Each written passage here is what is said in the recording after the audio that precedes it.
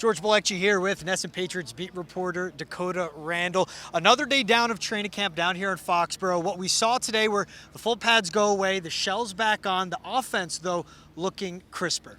Yeah, it did look crisper, but today was kind of a weird practice. It was really scaled back. Like you said, they had the shells on. They weren't in pads anymore. And really, it was a back-to-basics day for the Patriots offense. And that makes me think that they'll have the pads back on tomorrow and that they'll be going pretty hard in that practice, which, you know, good luck with where the heat's going to be tomorrow. But again, yes, they looked crisper today, and I think they moved the ball better than they have. Certainly the last two practices, and that's not a very high bar because it was really bad those 2 days.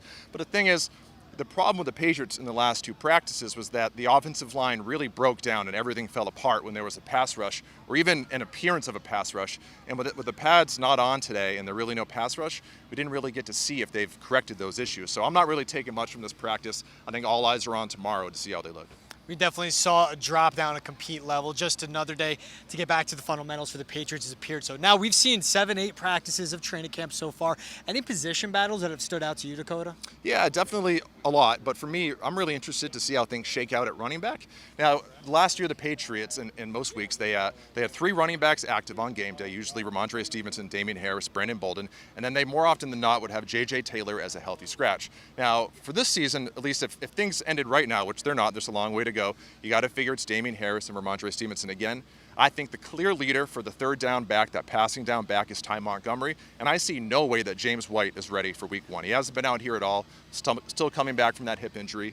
And also rookie Pierre Strong, the fourth rounder, he's also been limited all camp. I don't know what his injury situation is, but there's something going on there. So really, to me, the battle for that running back that's going to be a healthy scratch or coming up as a third down back right now is between Kevin Harris and J.J. Taylor, and I think they both look good. I think this is a big camp for J.J. Taylor. We've kind of been waiting for him to emerge the last couple of years. Kevin Harris is a rookie, sixth rounder, certainly a candidate to get cut if he doesn't do well. Pierre Strong's a fourth rounder. I don't think there's any way he gets cut. It's all about whether he's on IR at the start of the season or not. But for me, really, how things shake out at the bottom of the depth chart for the running backs is really interesting. And again, I think Ty Montgomery is the leader for the passing down back, and then it's really where things shake out with Pierre Strong, J.J. Taylor, and Kevin Harris. And Ty Montgomery, very versatile as an offensive player, can line up at receiver, running back, and contribute to special teams, which the Patriots will miss with Brandon Bolden now being in Las Vegas. Yeah, he really is the next Brandon Bolden. Yeah. That's really the spot that they're looking for, is who's the next Brandon Bolden, and he's the leader for it right now.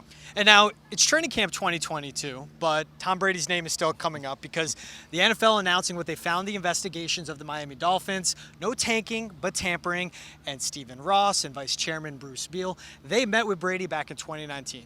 Belichick was asked about that, and all he said is, I'm concentrating on training camp. But what do you take away from those findings of Brady while the starting quarterback for the New England Patriots was meeting with a division rival and another team in general? Yeah, it's never a dull day in the NFL, and it's yet another day where Tom Brady finds a way into the headlines. And today he's 45 years old, which is, I guess, worth noting. But for me, you know, the punishment is what it is. All the tampering stuff and all those things are what they are. I'm really just interested in the fact that, for me, it's yet another case of Tom Brady over the last few years kind of just being a different guy than we were used to seeing during his time in New England. Obviously, in 2019, he said he was the most miserable quarterback in the NFL, kind of moped his way through that entire season. Now we know he was flirting with a divisional rival.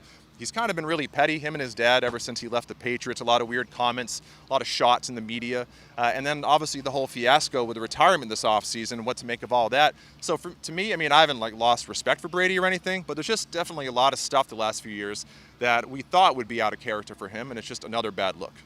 Now, we're also 7-8 days into training camp. Today, good music playlist. What was your favorite song of the day? Gotta be Still Fly by the Big Timers. You don't prefer the Screamo version? No, that's a different debate for another day. I think I might prefer the Screamo version. We had a bit of an argument about that, but that song's great either way. Yeah. Patriots' first preseason game kicks off next week. That'll be Thursday night. I can't wait for that to come so we can stop with those music hot takes. For George Bolecki and Dakota Randall, here's another report from Patriots training camp.